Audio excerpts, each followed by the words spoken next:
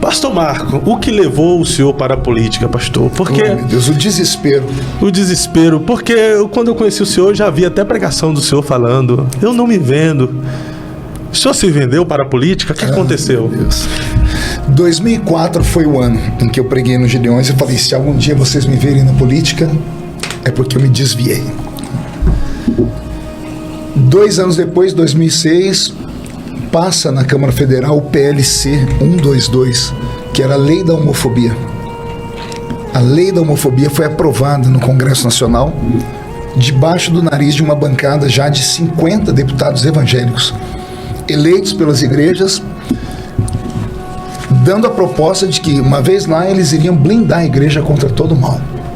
E de repente o PLC 122 começou a ser debatido nos rádios, na televisão, pastores, padres, apavorou o mundo inteiro, o mundo cristão, porque era um projeto tão mal feito e mal escrito que ele falava sobre preconceito, mas como mensurar um preconceito na questão de algo que não tinha sido tipificado como crime, né? Que era a tal da homofobia, algo meio que até hoje não dá para explicar, porque fobia é medo, homofobia seria medo de homem. Então criou-se esse carimbo, né, de homofobia e daí homofóbico. O projeto dizia assim que se vocês exercesse preconceito com qualquer pessoa que tivesse uma orientação sexual diferente da hétero, você seria preso, crime inafiançável. Aí os padres, os pastores começaram a dizer, mas calma aí, como é que se mensura o preconceito? Você tem uma dupla de homens na sua igreja e eles querem se casar. Aí você, como pastor, não, eu não posso casar homem. E se a pessoa fosse na delegacia e falar, mas isso é preconceito? O padre ou o pastor poderiam ser presos. Então isso assustou o meio evangélico inteiro. E aí eu comecei a perceber que eu tinha participação na culpa da aprovação desse projeto. Porque eu, como falava para as pessoas não se envolverem com política, eu fiz uma geração inteira quase deixar a política de lado. E eu falava isso porque os meus pais falavam que a política era do diabo, a televisão era do diabo, a praia era do diabo. E eu apenas repetia o que os meus pais falavam. Quando eu parei para meditar no que eu fiz, eu falei assim, eu estava errado. A política é um lugar que nós temos que ir. Fui ler a Bíblia. Eu vi um Daniel em Babilônia virar a Babilônia do avesso, e Babilônia nunca mudar ele. Eu vi um José no Egito. Eu vi Jesus ser amigo de José de Arimateia, um senador da República. Eu vi Jesus ser amigo de Nicodemos, membro do Sinédrio, braço político de Israel, que negociava com os romanos na época, etc. e tal. Eu falei, não, está errado.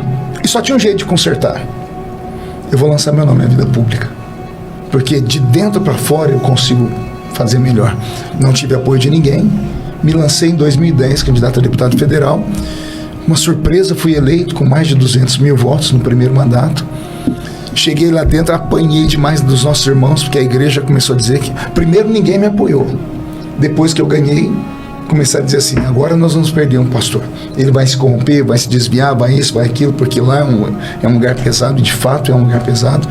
Mas eu sobrevivi, e aí a minha vida passou a ser, então, exemplo para outros. Tanto que a bancada evangélica, hoje nós somos em 117 deputados, se não me falha a memória, são 10 ou 12 senadores evangélicos. Então somos 1/5 do parlamento. E muitos que chegaram lá, e alguns que nem são evangélicos, mas que são conservadores, chegaram lá no efeito Bolsonaro de 2018 para cá, falaram, olha, você nos inspirou a chegar aqui. A sua resiliência, você lutando pelos bons costumes, pela família tradicional. Então, de repente, nós temos hoje um país, um grupo de conservadores. Tudo efeito Marco Feliciano. O senhor foi uma referência para pregadores e também uma referência para... Na vida pública, né? Até muitos pregadores vieram como candidato depois que o senhor veio, né? Sim. Infelizmente, poucos ganharam. E os que ganharam fizeram um bom trabalho lá. Mas o que aconteceu com um amigo seu, o pastor Paulo Marcelo, pastor, que... O senhor apoiou ele primeira vez como candidato Alberto Marinho aqui. Para vereador, ele não ganhou. Aí... Depois ele se enveredou ali para a esquerda, veio com aquele negócio da cruz do meio. Veja e tal. Só, o Paulo sempre foi muito inteligente. Paulo Marcelo é uma sumidade, é um garoto muito inteligente. Sendo inteligente, Paulo olhou e disse assim, calma aí, tá todo mundo indo por aqui? e se eu for por aqui? Acredito que não tinha uma questão ideológica nele, era uma questão de uma oportunidade. Paulo passou por um processo de muitas lutas e foi acabando perdendo prestígio, né? E ele viu, né, na política uma chance, uma oportunidade, e a chance que ele teve vingou, porque o candidato dele ganhou. Ele só não soube trabalhar isso depois, né? Porque, né, imagina, ele foi o único pastor pentecostal, se não me falha a memória, não, teve outros, mas o que assim, que colocou a cara a tapa para bater, que apoiou o Lula, o PT, tudo, e agora parece que até o PT chutou ele para fora, né? Ele aprendeu da pior maneira possível que com comunista e com socialista não se negocia, né? E eu oro pelo Paulo, que Deus ajude ele. Paulo é um moço muito inteligente, tem um talento muito lindo. Infelizmente tomou uma decisão errada politicamente, né? A vida é assim. Mas o senhor também já chegou a apoiar a esquerda? Sim, no início, meu primeiro mandato, olha só, eu ganhei a eleição em 2010, no primeiro turno, né? No segundo turno, que deu o segundo turno, aí ficou só a executiva, era para presidente da República. E aí tinha 2 candidatos que foram para o segundo turno, Dilma e José Serra. O José Serra, numa entrevista sobre o aborto, ele falou que a mulher dele já havia feito um aborto, então ele aprovava o aborto. A Dilma, no sentido contrário, disse: eu sou contra o aborto. Assinou uma carta, chamou todos os pastores do Brasil e um tratado, um propósito: no meu mandato não terá aborto. Aí nós não tínhamos para onde ir. Para onde você iria? A Dilma contra o aborto e o José Serra dizendo que apoiava o aborto porque a esposa dele havia abortado. Não fui só eu, fui todo mundo. E as questões ideológicas do PT não eram tão escancaradas como hoje, só, né? Que a diferença entre eu e todos os que foram com a Dilma, com o PT, é que todos conheciam o PT e eu não. Era o meu primeiro mandato. Eu não sabia que PT era o que era o PT. Eu não estudei a ideologia do PT. Eu não sabia que para chegar no governo eles faziam qualquer coisa. Frase da Dilma: para a gente chegar no poder a gente faz o diabo. Frase dela, pode procurar aí na internet, você vai ver.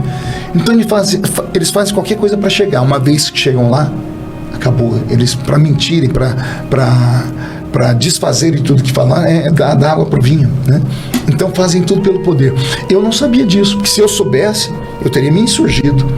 Tanto que eu apoiei em 2011, entrei 2 meses no governo, o meu partido era governista, e eu virei a casaca, disse não, eu vi que o PT não cumpria nada. Então eu descobri que eles eram mentirosos, contumazes, etc e tal. Então nunca mais, depois disso, nunca mais apoiei o PT. São 4 mandatos. Há uma discussão terrível nas redes sociais sobre o crente e o partido de esquerda. Na visão do senhor, se é crente, se é cristão, não pode ser de esquerda? É incompatível. A ideologia de esquerda é uma ideologia progressista. Sendo uma ideologia progressista, ela é uma ideologia relativista. Tudo depende do ponto de vista. Então, quando você vê lá em Brasília, nós temos lá pastores que são de esquerda, políticos, que apoiam o aborto. Tem o Henrique Vieira lá que apoia a liberação das drogas. Tudo que não presta, eles apoiam. Então, um cristão de verdade apoiar um pensamento comunista de esquerda é muito esquisito, é muito estranho. Ou ele está embruxado, está enfeitiçado, ou seu caráter cristão não foi formado de verdade, ou ele sofreu uma lobotomia cerebral. Isso não quer dizer também que a direita é perfeita, né? Não, a política é a arte de negociar, né? Clausewitz, um pensador alemão, disse que a política é a continuação das guerras por outros meios, né? Antigamente as nações brigavam, as aldeias brigavam e se resolviam no sangue, na espada. Aí criou-se a política. A espada do político é a sua fala. Então é a arte de convencer. Aquele que tem mais argumento convence com mais facilidade. A direita não é perfeita, mas a direita ela trabalha com conservadorismo, né? O cristão é um conservador. Nós conservamos ensinamentos bíblicos de 2000 anos atrás. Então, a diferença entre a esquerda e a direita é essa. O esquerdista ele é um revolucionário. O que é um revolucionário? É aquele que olha para essa sala e vamos destruir isso aqui porque está tudo errado, essa parede tem que ser de vidro, essa aqui tem que ser de espuma. Para o revolucionário nada presta. Pode ver, nada presta para um esquerdista, nada tá bom para ele, nada. Por isso que quanto pior, melhor. Eles instigam o caos, porque quando eles colocam o caos, as pessoas acabam ficando desesperadas, e aí eles vêm como salvador da pátria e dominam como uma ditadura. né? É assim que acontece. O conservador não, ele é equilibrado.